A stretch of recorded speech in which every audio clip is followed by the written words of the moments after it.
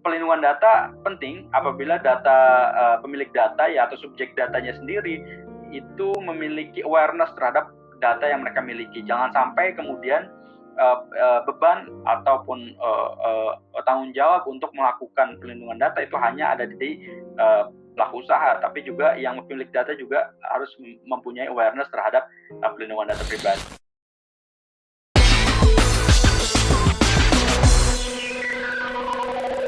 Perkenalkan, nama saya Nina, perwakilan dari Hukum Online selaku MC pada webinar Perlindungan Konsumen dalam Era Bisnis Digital. Selamat pagi dan selamat datang kami ucapkan kepada Bapak ataupun Ibu peserta, semoga kita semua dalam keadaan yang sehat senantiasa. Terima kasih telah berpartisipasi dalam acara 20 webinar untuk 20 tahun Hukum Online. Acara ini kami selenggarakan sebagai bentuk rasa syukur dan komitmen kami akan selalu memberikan informasi dan edukasi hukum serta senantiasa berinovasi meluncurkan beragam terobosan selama 20 tahun di Indonesia. Acara webinar ini bekerja sama dengan AHP Law Firm. Selanjutnya saya persilahkan untuk moderator kita pada hari ini, Robert Sidauruk selaku VP Premium Content of Hukum Online. Waktu dan tempat kami persilahkan.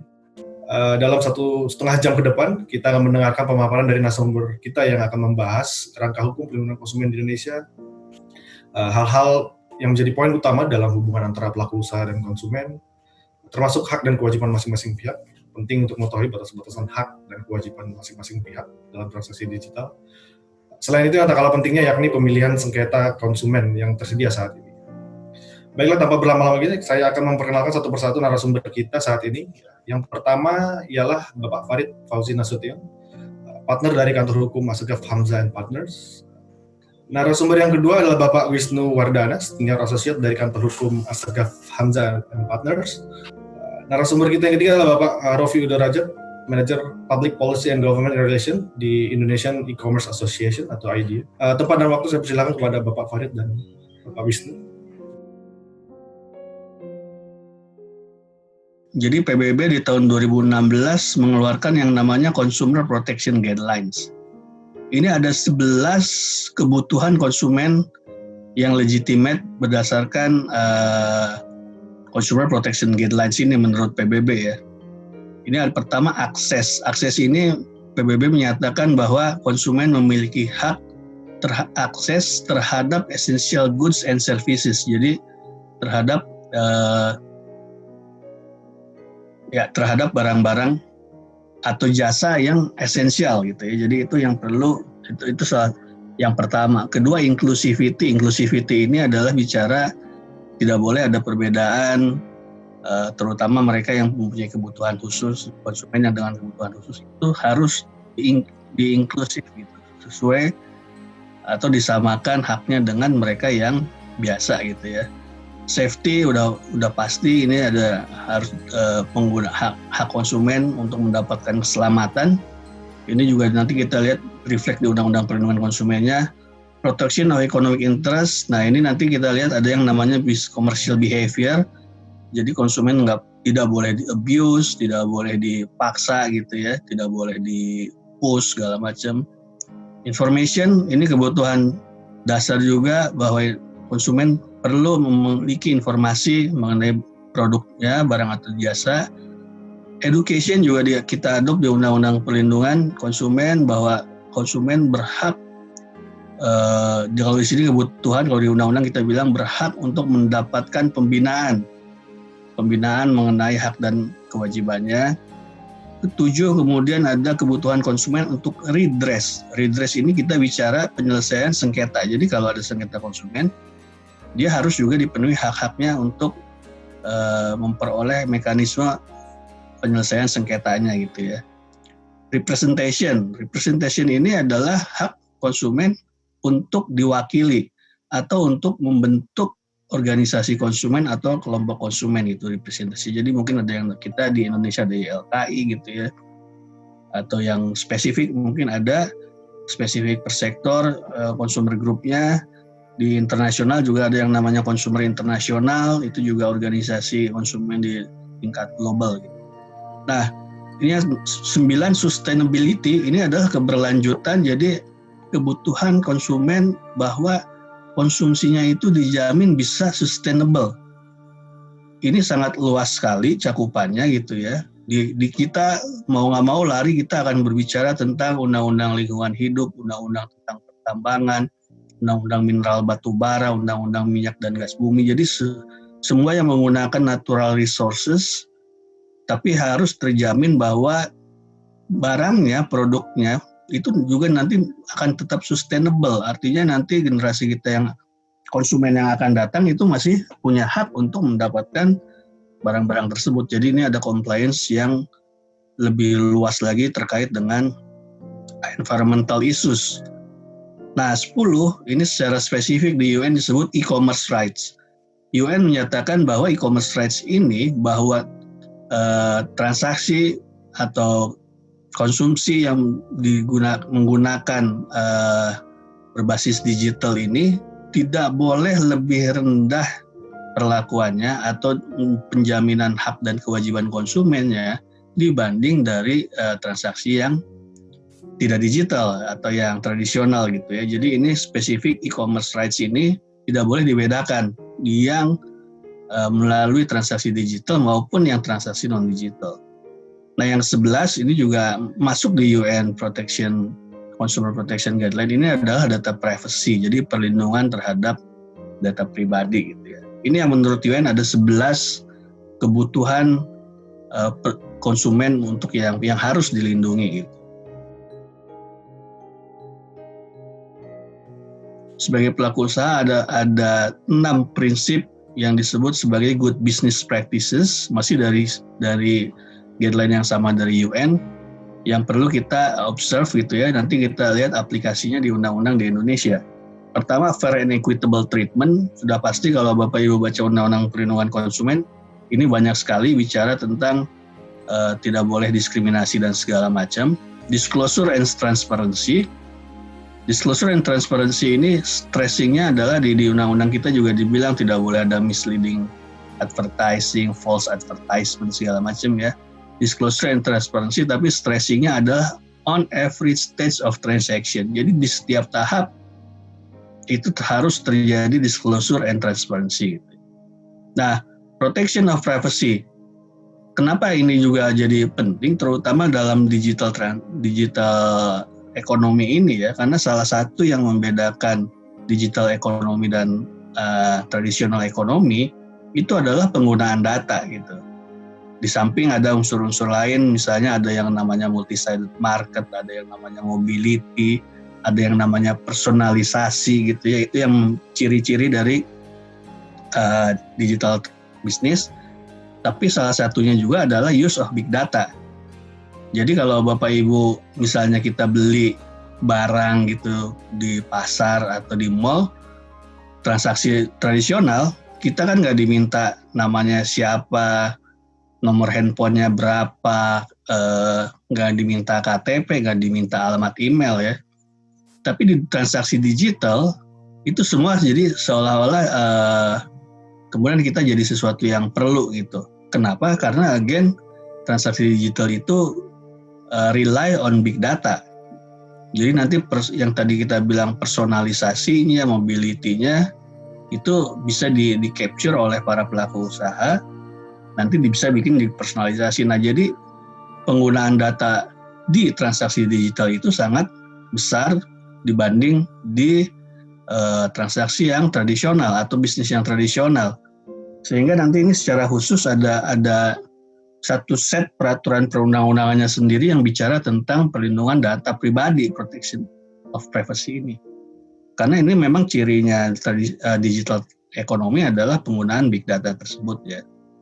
Nah, kemudian yang berikutnya commercial behavior adalah, ini contoh sederhananya kalau di guidelines ini nggak boleh tuh kita misalnya menggunakan cara-cara yang tidak komersial untuk misalnya menagih hutang gitu ya, debt collection. Nah, itu yang dibilang tidak commercial behavior. Jadi selalu tetap harus kita menempatkan konsumen, menghargai konsumen itu sebagai objek dan tidak boleh kita menggunakan cara-cara yang non komersial.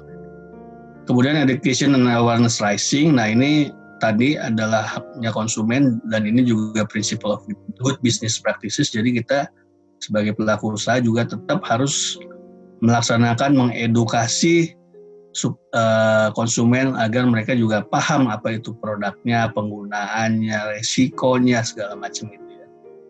Kemudian consumer complaints and dispute. Nah ini juga kalau kita lihat di dunia e-commerce, dunia digital, hampir semuanya sudah ada itu mekanisme komplain atau misalnya ada chatting, ada online, ada hotline gitu ya, ada untuk keluhan dan segala macam. Itu salah satu juga yang merupakan good business practices untuk dalam rangka melindungi konsumen. Nah, kalau kita di spesifik Undang-Undang 8, itu dia mengatur hak konsumen yang sangat general gitu. Yang tadi misalnya hak atas keamanan, tadi yang safety, hak untuk memilih barang atau jasa, mendapatkan barang atau jasa tersebut sesuai dengan nilai tukar dan kondisi. Hak atas informasi tadi, information, hak atas informasi, hak untuk didengar, pendapat dan keluhannya. Ini yang tadi kita bilang dispute and settlement mekanismenya. Hak untuk mendapatkan advokasi perlindungan yang tadi ini ada representation, ada redress gitu ya. Hak untuk mendapat pembinaan, ini education-nya. Hak untuk diperlakukan, dilayani secara benar dan jujur serta tidak diskriminatif, tadi yang equitable treatment. Hak untuk mendapatkan kompensasi, ganti rugi atau penggantian apabila atau yang diterima barang atau jasa yang diterima tidak sesuai dengan perjanjian. Ini hak atas kompensasi. Nah yang terakhir, hak-hak yang diatur dalam ketentuan perundang-undangan lainnya. Ini yang kemudian menyebabkan Undang-Undang Nomor 8 ini menjadi sifatnya umbrella, karena nanti kalau di Undang-Undang ITE bunyi ada hak dan haknya konsumen, dia akan bisa ngeling ke poin yang terakhir ini. Nanti di Undang-Undang Perdagangan bicara lagi hak tentang konsumen atau kewajibannya pelaku usaha, dia akan ngeling lagi ke poin ini gitu ya. Nanti di Undang-Undang Bahasa dibilang semua label harus menggunakan bahasa Indonesia. Kalau tidak dipenuhi, jadi karena dia umbrella, kalau di peraturan teknisnya tidak dipenuhi, ada sanksi dari peraturan teknis, ada sanksi dari Undang-Undang Perlindungan Konsumen. Jadi bisa double. Nanti kalau di Undang-Undang label halal dibilang harus ada mencantumkan label halal, kemudian barangnya tidak pakai label halal, di Undang-Undang label halalnya kena, di Undang-Undang Nomor 8 juga kena karena ada poin yang terakhir ini, hak-hak yang diatur dalam ketentuan perundang-undangan lain. Jadi ini very broad, very general gitu ya, universal. Karena ada poin inilah makanya semua ketentuan hak dan kewajiban di peraturan teknis lainnya yang tidak terpenuhi kemudian bisa menjadi subjek pelanggaran terhadap Undang-Undang Perlindungan Konsumen, khususnya di pasal ini, pasal yang hak yang diatur dalam ketentuan perundang-undangan lainnya. Nah ini kemudian menjadi sifatnya dia umbrella gitu ya. Oke, kita bisa lanjut lagi ke slide berikutnya mengenai kewajibannya konsumen. Jadi selain hak ada kewajiban. Kewajibannya konsumen di Undang-Undang 8 ini cuma ada 4, membaca, mengikuti petunjuk informasi dan prosedur pemakaian. Jadi kewajiban konsumen ada juga harus memahami gitu ya informasi tentang produknya, prosedur pemakaiannya, pemanfaatannya sesuai dengan apa yang disampaikan oleh pelaku usaha. Kemudian kedua, beretikat baik dalam melakukan transaksi pembelian barang jasa, itu kewajiban konsumen. Ketiga, membayar sesuai dengan nilai tukar yang disepakati. Keempat, mengikuti upaya penyelesaian hukum sengketa perlindungan konsumen secara patut. Nah, jadi Undang-Undang Nomor 8 ini sudah mengatur penyelesaian hukumnya itu seperti apa, ada beberapa mekanisme. Nanti kita akan jelaskan lebih khusus mengenai penyelesaian sengketanya, mekanismenya. Nah, di satu sisi, kalau kita ke slide berikutnya, ini dari sisi pelaku usahanya, hak dan kewajiban pelaku usaha. Oke, tadi mungkin sedikit agak kelewat juga yang penting, yang di-define konsumen di Undang-Undang Nomor 8 ini adalah konsumen akhir gitu ya. Jadi tidak mencakup konsumen yang sifatnya intermediary atau perantara gitu ya. Jadi misalnya retailer, reseller, distributor, agen, walaupun dia adalah konsumen, dia juga mengkonsumsi, tapi konsumen yang dimaksud di dalam Undang-Undang Nomor 8 adalah konsumen akhir yang betul-betul mengkonsumsi barang dan jasanya tidak untuk diperdagangkan lagi. Nah, ini hak dan kewajiban pelaku usaha. Sebetulnya otomatis kalau kita bilang itu haknya konsumen, mau tidak mau itu jadi kewajibannya pelaku usaha gitu ya. Jadi kita harus lihat haknya konsumen itu adalah kewajiban pelaku usaha. Tapi di luar itu ada tersendiri Undang-Undang Nomor 8 mengatur tentang hak dan kewajibannya. Hak pelaku usaha ini adalah menerima pembayaran, mendapat perlindungan hukum, melakukan pembelaan diri sepatutnya. Jadi pelaku usaha punya hak untuk melakukan pembelaan diri dalam penyelesaian hukum sengketa konsumen, kemudian memiliki hak rehabilitasi nama baik apabila di dalam sengketa tersebut ternyata tidak ada kesalahan gitu ya dari sisi pelaku usahanya. Dan yang terakhir ini mirroring yang tadi yang di konsumen hak yang diatur dalam ketentuan perundang-undangan lainnya, tapi kita masih perlu telusuri sebetulnya kalau terkait pelaku usaha ini haknya di mana lagi gitu ya diatur selain di dalam Undang-Undang Perlindungan Konsumen ini. Nah, kita perlu lihat secara lebih detail di peraturan teknis ada nggak hak-hak lain dari pelaku usaha gitu. Nah, kemudian kewajibannya yang secara khusus di sini adalah beretikat baik dalam melakukan kegiatan usahanya, memberi informasi yang benar, jelas, dan jujur. Jadi ini yang tadi disclosure and transparency, memperlakukan atau melayani konsumen secara benar dan jujur, tidak diskriminatif, non-diskriminatory, ini equal treatment. Kemudian menjamin mutu barang atau jasa yang diproduksi yang diperdagangkan berdasarkan ketentuan standar mutu yang berlaku. Nah, Bapak Ibu kalau lihat di Undang-Undang Perdagangan ada beberapa barang yang wajib menggunakan standar nasional Indonesia SNI. Jadi kalau by regulation-nya wajib SNI, dia harus menggunakan SNI, nanti dia akan fail, kalau tidak dia akan dianggap fail melakukan kewajibannya berdasarkan ketentuan ini. Kemudian memberi kesempatan kepada konsumen untuk menguji atau mencoba barang atau jasa tertentu.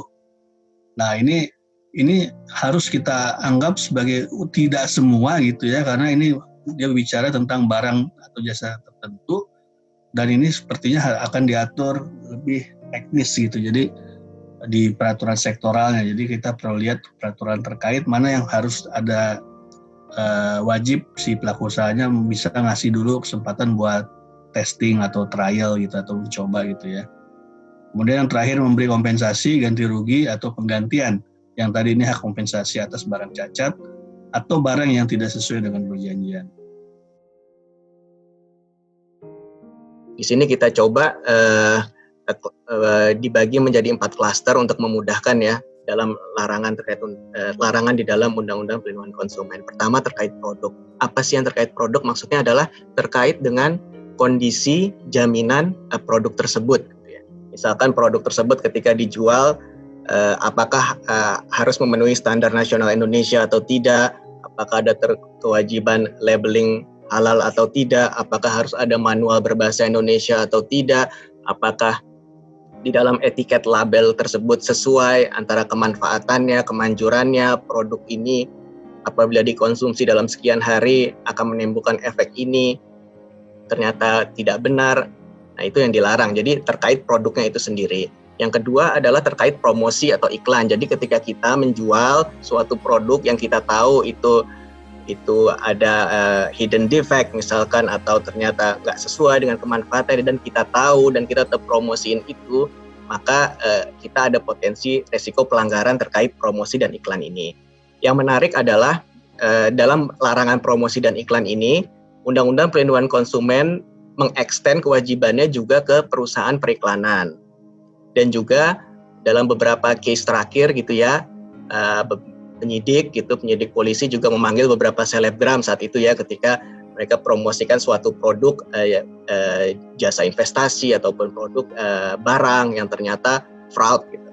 Nah, di situ Undang-Undang Perlindungan Konsumen memberi tanda kutip potensi perpanjangan kewajiban bahwa perusahaan periklanan termasuk orang-orang atau pihak-pihak yang mengiklankan itu juga terkena tanggung jawabnya. Cuman 1 million questions-nya apakah saya kena atau tidak memang bergantung case per case basis. Jadi pembuktiannya mungkin kalau dalam konteks pidana, apakah si perusahaan advertising atau si selebgram itu tahu ternyata produk yang dia iklanin itu fraud atau nggak benar gitu.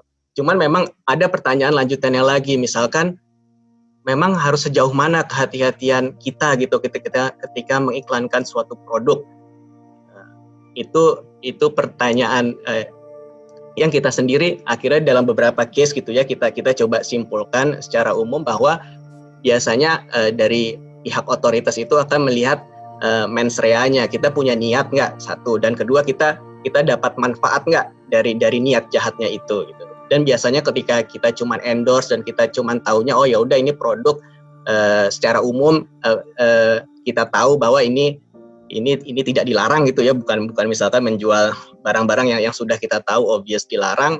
Biasanya selebgram sih lebih nggak ada isu gitu. Yang ada isu ketika misalkan dia punya involvement lebih lanjut terkait produk tersebut. Nah yang terakhir yang berikutnya klausul baku. Klausul baku adalah syarat-syarat terms and condition yang dipersyaratkan yang melanggar dua aspek. Pertama, aspek penempatannya ternyata tidak benar, terpencil, sulit untuk diakses. Nah, itu dilarang di dalam Undang-Undang Perlindungan Konsumen. Dan kedua, substansinya. Apabila ternyata terms and condition itu salah satunya memberikan pengalihan hak tanggung jawab atau mengenai penolakan refund atau juga adanya klausula yang menyatakan bahwa konsumen itu tunduk terhadap terms and condition yang akan bisa diubah sewaktu-waktu oleh pelaku usaha. Nah, memang dari sisi pelaku usaha terkesan tidak praktikal gitu ketika setiap perjanjian terms and condition harus didiskusikan gitu ya. Dan itu yang jadi itu akan jadi pertanyaan. Jadi sejauh mana kita bisa memitigasi resiko tersebut? Mungkin pertama yang bisa kita tawarkan adalah ketika kita mau coba ganti terms and condition, kita pastikan bahwa ada notifikasi kepada user bahwa kita mau sebentar lagi, yang paling baik adalah kita memberitahu notifikasi sebelum terms and condition itu berubah. Misalkan, hey 7 hari lagi kita mau ubah nih terms and condition kita, harga kita dan sebagainya. Kalau kalian setuju, silakan lanjut. Kalau enggak, ya kalian punya option buat opt out. Nah, itu lebih baik salah satunya. Yang terakhir adalah larangan terkait purna jual dan garansi. Di sini di Undang-Undang Perlindungan Konsumen nyatakan bahwa apabila kita jual barang yang ternyata pemakaiannya itu lebih dari 1 tahun, maka kita wajib menyediakan suku cadangnya dan fasilitas purna jual. Contoh yang paling jelas handphone misalkan, atau mobil. Yang kita tahu ada satu merek mobil yang keluar dari Indonesia saat itu, kemudian ada gugatan dari beberapa konsumen gitu ya yang menanyakan kondisi purna jual setelah merek tersebut pergi, yang ternyata akhirnya ada settlement dan akhirnya pihak dari brand tersebut menyatakan komitmen untuk menyediakan spare part dan fasilitas purna jual. Resiko pelanggaran pidana ada 3, Pak, Bu. Pidana, administratif, perdata. Pidana ada penjara sama tambahan sanksi, bisa dilihat di peraturannya. Cuman yang mau saya point out ada satu lagi. Di perlindungan konsumen ada satu klausula yang bilang apabila produk Bapak Ibu menyebabkan kematian, cacat tetap, satu lagi luka berat, maka akan berlaku ketentuan pidana yang berlaku. Jadi bisa jadi kalau Ibu tahu produk Ibu ternyata bisa menyebabkan bahaya kematian dan ternyata memang menyebabkan kematian, maka penyidik bisa kena pasal pidana jungto perlindungan konsumen. Kemudian yang kedua ada sanksi administratif sampai dengan 200 juta, itu kalau penyelesaiannya melalui BPSK. Dan yang terakhir gugatan perdata, nilai kompensasinya tidak terbatas, sky is the limit. Ketika ada dispute terkait produk konsumen, maka consumer redress-nya bisa ada beberapa opsi, ada pengadilan, luar pengadilan. Di pengadilan bisa gugat perdata salah satunya, atau pidana kalau misalkan oleh penyidik. Dia bisa ada gugatan biasa atau gugatan sederhana. Gugatan biasa bisa class action. Nah, kalau di luar pengadilan bisa jadi forumnya ada bipartit. Ini e-commerce provider biasanya sudah menyediakan forum penyelesaian sengketa di antara mereka dan konsumen. Bisa melalui e-submission, telepon atau tatap muka. Kemudian ada juga BPSK. BPSK itu lembaga yang dibentuk dan punya fungsi sebagai konsiliasi, mediasi, atau arbitrase, yang putusan BPSK nantinya bisa dibanding keberatan ke pengadilan. Kemudian bisa juga arbitrase kalau memang perjanjian terms and condition-nya mensyaratkan bahwa penyelesaian forum sengketa di arbitrase. Kemudian ada lagi lembaga alternatif penyelesaian sengketa lain yang didirikan oleh pemerintah. dan bisa juga keaduan ke otoritas terkait, misalkan ke Kemenkominfo. Yang paling populer mungkin adalah kategori marketplace, ya, bagaimana marketplace ini punya platform yang memfasilitasi penjualan dengan berbagai macam pihak. Ini mungkin juga harus dipahami tidak hanya oleh konsumen, tapi juga mungkin oleh para pemangku kepentingan. Dalam hal ini mungkin juga adalah ya praktisi hukum, kemudian juga para pemerintahan, bahwa yang namanya platform marketplace yang juga adalah UGC, User Generated Content, itu adalah terdiri dari berbagai macam pihak, tidak hanya platform marketplace.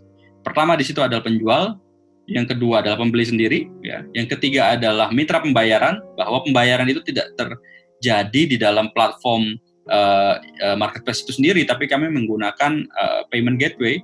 Kemudian yang keempat adalah partner logistik, ya, di mana kalau misalnya nanti mungkin kita akan bahas terkait dengan regulasi, apakah kalau misalnya barang itu tidak sampai yang menjadi yang bertanggung jawab kemudian adalah penjualnya, ya, platformnya, atau partner logistiknya. Nah, itu juga pihak-pihaknya harus diidentifikasi begitu. Bagaimana tanggung jawab antara para pelaku atau pihak-pihak yang ada di dalam platform itu punya tanggung jawabnya masing-masing. Jadi tidak hanya kemudian langsung dibebankan oleh platform-platform yang memfasilitasi perdagangan tersebut gitu. Karena saya kira kesalahan pertama yang muncul ketika ini macam-macam, ya, bisa konsumen, pemerintah yang mungkin belum paham terkait platform marketplace adalah mereka langsung menyalahkan marketplace atau platformnya itu sendiri. Platform tentu harus bertanggung jawab. Dalam hal ini mereka bertanggung jawab untuk menyediakan kanal pengaduan konsumen. Ya, ketika ada masalah mereka harus memfasilitasi juga permasalahan yang terjadi, either itu dengan penjual ataupun dengan partner logistik, ya. Penjual misalnya memang ternyata barang yang dikirim tidak sesuai pesanan, barang yang mungkin atau barangnya sendiri tidak dikirim, itu mungkin ada di penjual. Tapi kalau kemudian penjual sudah mengirim, tapi kemudian ada masalah di partner logistik, itu juga beban perlindungan konsumennya harus ada di teman-teman di partner logistik juga. Nah, ini juga yang harus diketahui oleh teman-teman semua, bahwa perdagangan sistem elektronik punya beberapa model, dan ini kalau yang paling familiar mungkin, ya, dengan platform yang saya cantumkan di bawah ini, mereka ya sebagian ada di sini, itu cara bekerja seperti ini, ya. Dan tentu kalau misalnya platform juga memfasilitasi pembayaran, ya. Yang namanya pembayaran itu biasanya difasilitasi ke rekeningnya platform, kemudian kalau barangnya sudah sampai akan diteruskan ke penjual uangnya gitu. Nah, ini saya kira harus penting, karena bagaimanapun juga menurut saya kunci untuk mendorong perlindungan konsumen itu adalah pemahaman terhadap model bisnis yang mungkin kompleks bagi orang yang belum memahaminya, ya. Beberapa pihak ini adalah orang-orang yang harus mendorong perlindungan konsumen sama equalnya. Jadi saya kira tidak kemudian platform yang akan ditodong kalau misalnya masalahnya ternyata ada di penjual atau di partner logistik, atau mungkin ada di konsumennya sendiri, konsumen yang tidak membaca instruksi dari penjual misalnya di keterangannya, atau mungkin dia sendiri merasa bahwa barang yang diinginkannya itu tidak sesuai dengan apa yang itu saya kira risiko-risiko yang harus dipahami oleh si konsumen untuk mendorong perlindungan konsumen yang komprehensif. Karena kalau tidak, misalnya sedikit-sedikit misalnya ada pembebanan dibebankan, misalnya katakanlah ke penjual, ke merchant, ya, itu akan tentu merusak ekosistem itu sendiri, kepercayaan itu sendiri. Gitu. Kalau pembeli misalnya diberikan hak untuk menuntut segala macam terhadap si penjual, padahal tentu penjual sudah memberikan instruksi barangnya seperti apa. Nah, itu juga yang harus dipahami oleh pembeli. Dan misalnya ada, tentu kita selalu mengadvise untuk pembeli untuk membaca review misalnya, karena bagaimanapun juga walaupun penjualnya itu terverifikasi, barang yang mungkin dikirim juga tentu akan dikirim, tapi tentu kualitas juga kita harus melihat, ya. Jangan sampai mungkin harganya yang dicantumkan di situ ternyata jauh di bawah harga standar, ya, kemudian tergoda, kemudian ternyata kualitasnya tidak sesuai. Nah, ini juga kan kalau kita secara transaksi kita kemudian punya awareness dalam hal ini, kita jauh lebih berhati-hati karena bagaimanapun juga saya selalu bilang ada risiko dalam transaksi, dan ini kalau misalnya kita mengetahui risikonya akan lebih mudah dalam meminimalisir risiko tersebut. Kategori retail online bahwa yang memang barangnya itu ada di si platform. Jadi platform itu memiliki fungsi untuk mengumpulkan barang di warehouse, di gudangnya si platform, ya. Walaupun mungkin barangnya bukan milik mereka. Jadi misalnya ada di platform, katakanlah ya saya bilang Blibli punya warehouse khusus untuk menampung barang-barang dari si penjual, makanya mungkin kategori platformnya di sini mereka bisa mengecek apakah memang barang tersebut memang sesuai dengan yang mereka diiklankan atau tidak. Ya memang retail online ada plus minusnya juga, bahwa ini platform punya mekanisme khusus misalnya untuk memverifikasi dan mungkin juga mengecek misalnya stoknya berapa dan lain-lain. Tapi mungkin ada juga yang barangnya memang milik si platform. Nah ini juga yang memang yang kita lihat juga, ya banyak UMKM yang punya platform sendiri di website mereka, kemudian mereka menyalurkan barang yang memang mereka produksi sendiri. Dan saya kira model bisnis cukup simpel, ada order diterima, kemudian verifikasi pembayaran, ada proses barang keluar, distribusi, barang diterima pembeli, kemudian ada layanan pelanggan. Jadi ini yang mungkin lebih simpel dan mungkin lebih mirip dengan dengan kategori toko offline biasa lah begitu. Walaupun begitu, saya juga pengen bilang bahwa setiap online retail sekarang mungkin sudah punya model bisnis yang campuran. Jadi mereka mungkin juga punya salah satu beberapa pedagang yang memang juga langsung mengirimkan seperti kategori marketplace yang saya sebutkan sebelumnya. Jadi misalnya katakanlah Blibli atau Lazada yang sebelumnya itu adalah kategori retail online, mereka kemudian juga punya kanal khusus yang memang marketplace-nya. Jadi sekarang juga mix juga sih sekarang ininya secara model bisnis mereka semua ya punya campur-campur. Marketplace juga sekarang misalnya punya yang namanya kalau Shopee punya Shopee Mall, ya Bukalapak punya Buka Mall, Tokopedia punya official store misalnya. Itu juga kan bentuk dari memang mirip agak seperti retail online. Model iklan baris online, ya yang paling familiar. Ya model bisnis banyak selain 3 ini, tapi mungkin saya akan jelaskan 3 ini dulu yang paling relevan, yaitu di mana platform hanya mengiklankan produk dari penjual, tapi tidak terlibat lebih jauh di dalam pembayaran dan pengiriman barang, ya. Ya kita bisa lihat misalnya di sini ada OLX atau Kaskus ya yang dulu sempat booming. Yang saya mungkin asosiasikan lebih jauh adalah media sosial. Jadi media sosial itu kalau misalnya kita bertransaksi, tentu kan kita tidak bisa meminta platform Facebook atau Instagram atau media sosial lainnya misalnya untuk ikut bertanggung jawab. Ya, apakah misalnya memberikan kanal pengaduan konsumen misalnya, mereka nggak ada urusan gitu, mereka nggak ikut-ikut. Sama seperti OLX ya, risiko adanya penipuan mungkin atau barang yang tidak berkualitas itu adalah risiko sendiri, karena di situ mereka adalah hanya menyediakan platform iklan. Jadi apa yang terjadi kemudian adalah di luar kuasa dari platform itu sendiri. Sehingga kalau misalnya teman-teman konsumen misalnya berbelanja di platform-platform yang iklan baris ini, ya termasuk di media sosial, ya tentu harus sudah mengetahui risiko bahwa yang namanya transaksi itu terjadi di luar platform dan platform tidak ikut-ikut. Apabila kemudian barangnya tidak sampai atau barangnya di luar kualitas, itu adalah risikonya sendiri. Jadi itu yang saya selalu bilang bahwa apabila konsumen mengetahui risiko, seharusnya mereka bisa